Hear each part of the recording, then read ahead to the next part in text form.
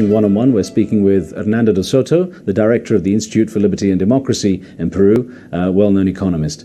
Let me ask you about the work you did in Peru, because that was a very defining thing in terms of establishing you.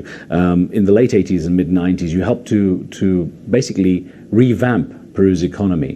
What was the starting point, and how did you achieve such a success in a relatively short time?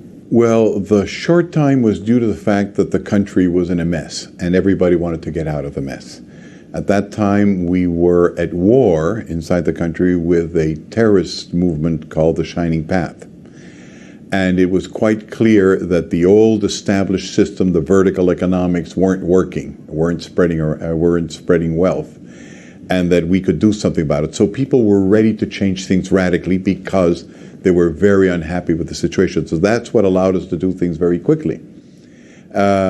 Also, the polarization with the Shining Path towards more Maoist conceptions of what life in society should be like, they allowed you immediately, they created the space for indicating what a free market was like and why it was different from other things, and that polarization allowed us to make a series of radical proposals and then move ahead.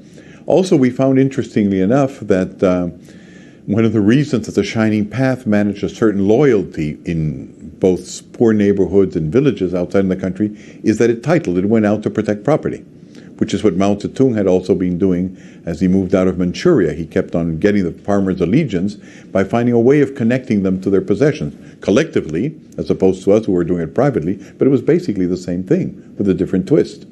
And so that allowed us to point to everybody that they had a formula to success. We should follow that same formula. So that's what allowed for the quick appearance, if you want to, on the political scene, and also for the quick consolidation of our programs in Peru.